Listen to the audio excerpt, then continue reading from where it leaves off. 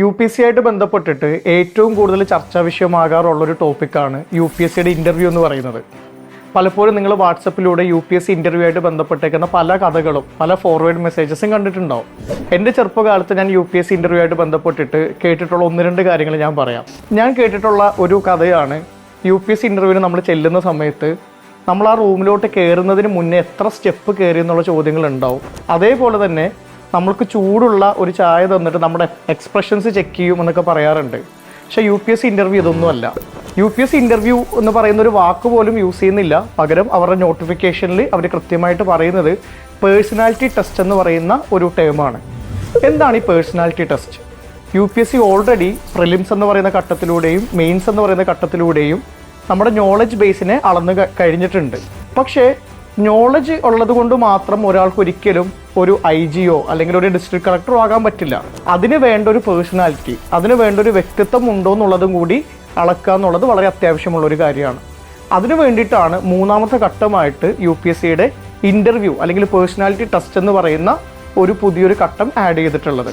എന്താണ് UPSCയുടെ personality test എന്ന് പറയുന്നത്? എങ്ങനെയാണ് നടത്തുന്നത്? എല്ലാ വർഷവും മെയിൻസ് പരീക്ഷ പാസ്സായ ആളുകളെയാണ് UPSC പേഴ്സണാലിറ്റി ടെസ്റ്റിന് വേണ്ടിയിട്ട് വിളിക്കാറുള്ളത്. അറൗണ്ട് ഒരു 2500 സ്റ്റുഡൻസ് ആണ് UPSC പേഴ്സണാലിറ്റി ടെസ്റ്റ് അറ്റൻഡ് ചെയ്യാറുള്ളത്. ഓരോ ദിവസവും 60ഓളം പേരെയാണ് UPSC ഇതായിട്ട് ബന്ധപ്പെട്ടിട്ട് ഇൻ്റർവ്യൂ ചെയ്യാറുള്ളത്. ഓരോ കാൻഡിഡേറ്റും ഓരോ ഇൻ്റർവ്യൂ പാനലിൻ്റെ ഫ്രണ്ടിലോട്ട് പോവുകയും ഈ ഇൻ്റർവ്യൂ പാനലിൻ്റെ ഉള്ളിൽ ചെയർമാൻ അടക്കം 5 പേരുണ്ടാവുകയും ചെയ്യും. അവരാണ് നമ്മളോട് 30 മിനിറ്റോളം നീണ്ടു നിൽക്കുന്ന ഒരു ഇൻ്റർവ്യൂ കണ്ടക്ട് ചെയ്യുന്നത്. നമ്മളോട് ചോദിക്കുന്ന ചോദ്യങ്ങൾ എന്ന് പറയുന്നത് വളരെ ഡൈവേഴ്സ് ആണ്. നമ്മുടെ പേഴ്സണലായിട്ടുള്ള കുറേ കാര്യങ്ങൾ ചോദിക്കുന്നുണ്ടാവും, നമ്മുടെ നാടിനെ പറ്റി ചോദിക്കുന്നുണ്ടാവും, കറണ്ട് അഫെയർസ് ആയിട്ട് ബന്ധപ്പെട്ട കാര്യങ്ങൾ ചോദിക്കുന്നുണ്ടാവും, നമ്മുടെ ഗ്രാജുവേഷനെ പറ്റിയിട്ട്, നമ്മുടെ അക്കാഡമിക്കലായിട്ടുള്ള കുറച്ച് കാര്യങ്ങളെ പറ്റിയിട്ടുള്ള ചോദ്യങ്ങളും പലപ്പോഴും നമുക്ക് കാണാറുണ്ട്. ചിലപ്പോഴൊക്കെ രസകരമായിട്ടുള്ള ചോദ്യങ്ങളിലൂടെയും UPSCയുടെ ഇൻ്റർവ്യൂ കടന്നു പോകാറുണ്ട്. ഈ 30 മിനിറ്റിൽ നമ്മുടെ ഒരു പേഴ്സണാലിറ്റി എന്താണ്, വ്യക്തിത്വം എന്താണ് എന്ന് അളക്കുക എന്ന് പറയുന്നത് വളരെ ഡിഫിക്കൽട്ടായിട്ടുള്ള ടാസ്ക്കാണ്. ഉദാഹരണത്തിന് എൻ്റെ 2 UPSC ഇൻ്റർവ്യൂവിലും വളരെ രസകരമായിട്ടുള്ള കുറേ ചോദ്യങ്ങൾ ഉണ്ടായിട്ടുണ്ട്. ഒന്നാമതായിട്ട് എൻ്റെ പേര് തന്നെയാണ്. കുറച്ച് ഡിഫറെൻ്റ് ആയിട്ടുള്ള പേരായതുകൊണ്ട് തന്നെ 2 UPSC ഇൻ്റർവ്യൂവിലും എൻ്റെ പേരിൻ്റെ അർത്ഥവും അതായിട്ട് ബന്ധപ്പെട്ട കുറേ ചോദ്യങ്ങളും വന്നിട്ടുണ്ടായി.